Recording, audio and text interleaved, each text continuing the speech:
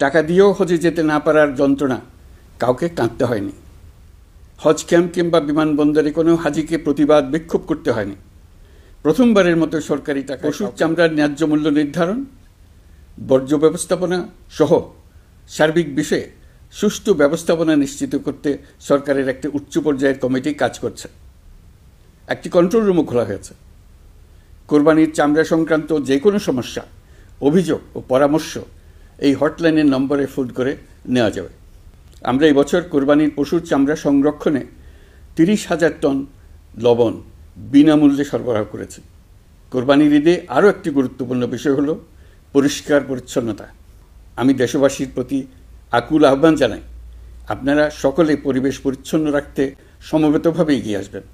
বিশেষ করে তরুণ তরুণীদেরকে এই বিষয়ে দৃষ্টি আকর্ষণ করছি। এবছর যারা হজ ব্রত পালন করছেন তাদের প্রত্যেককে জানাচ্ছি আন্তরিক শুভেচ্ছা ও অভিনন্দন।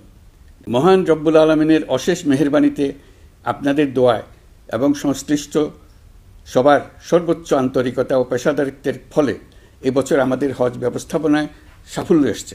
প্রথমবারের মতো সরকারি ব্যবস্থাপনায় লাব্বায়েক অ্যাপের মাধ্যমে হজের সার্বিক ব্যবস্থাপনা ও সেবা নিশ্চিত করা হচ্ছে। এখন পর্যন্ত হজ ব্যবস্থাপনায় কোনো অনিয়মের হজে যেতে না পারার যন্ত্রণা কাউকে কাঁদতে হয়নি। হজ ক্যাম্প কিংবা বিমানবন্দরে কোনো হাজিকে প্রতিবাদ বিক্ষোভ করতে হয়নি। প্রথমবারের মতো সরকারি টাকায় কাউকে হজে পাঠানো হয়নি। প্রিয় দেশবাসী, ঈদ উল ফিতরের অভিজ্ঞতাকে কাজে লাগিয়ে দীর্ঘমেয়াদে বাজারের জিনিসপত্রের দাম স্থিতিশীল রাখতে আমরা তৎপর হয়েছি।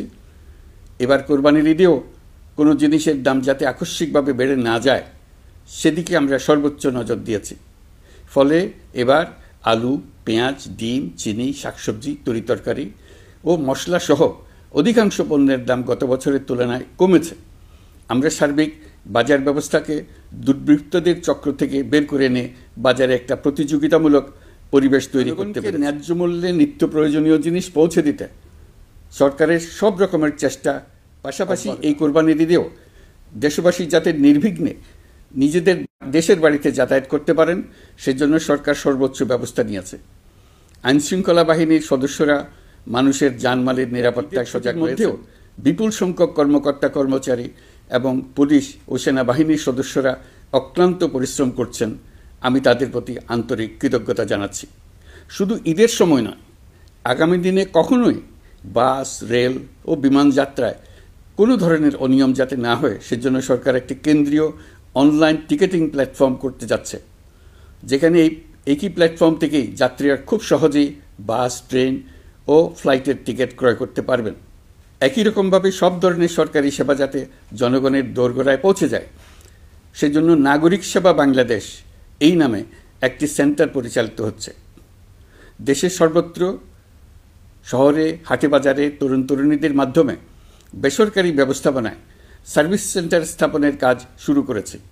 এটি ঢাকা শহরে কয়েকটি সেবাকেন্দ্রের মাধ্যমে শুরু হয়েছে। প্রশিক্ষণপ্রাপ্ত স্থানীয় তরুণ উদ্যোক্তারা নাগরিক সেবাকেন্দ্র থেকে সাধারণ নাগরিকদের এনআইডি, পাসপোর্ট, লাইসেন্স, পুলিশের কাছে জিডি করা, কর ফাইলিং করা সহ বিভিন্ন সরকারি ডিজিটাল সেবা দেবেন। এর ফলে দালাল চক্রের খপ্পর থেকে মুক্তি পাওয়া যাবে। নানা রকম হয়রানি ও ভোগান্তি কমবে বলে আমরা আশাবাদী।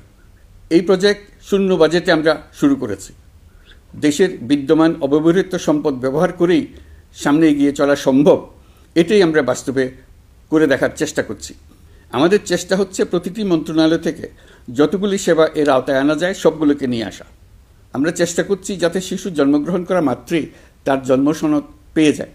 ওটাই হবে তার নাগরিক স্বীকৃতি এবং রাষ্ট্র কর্তৃক তার দায়িত্ব গ্রহণের অঙ্গীকার। ওইখান থেকেই যাবতীয় সকল সনদ সে তার নাগরিক অধিকার হিসেবে ক্রমাগতভাবে সম্মানের সঙ্গে পেতে থাকবে। এক অফিস থেকে আরেক অফিসে তার দৌড়াতে হবে না, দালালের পেছনে মাসের পর মাস ঘুরতে হবে না। বিদেশ সফরে গেলে সেখানকার প্রবাসী বাংলাদেশিরা প্রায় আমাদেরকে সরকারি সেবা পেতে নানা রকম দুর্ভোগের কথা জানান। প্রবাসীদের জন্য বিদেশে তাদের নিজ নিজ শহরে আমরা বেসরকারি উদ্যোগে পরিচালিত নাগরিক সেবা কেন্দ্র স্থাপনের উদ্যোগ নিচ্ছি। সেখান থেকে তারা পাসপোর্ট নবায়ন, জাতীয় পরিচয়পত্র ইত্যাদি সংগ্রহ করতে পারবেন। এগুলো কঠিন কাজ, এগুলোকে কঠিন করা হয়েছে, কিন্তু এখন সরকারের অভ্যন্তরে সাহসী ও উদ্যোগী সিনিয়র সচিব এবং ডিজিদের সহযোগিতায় অন্তর্বর্তী সরকারের মেয়াদকালে আমরা এটা সমাপ্ত করতে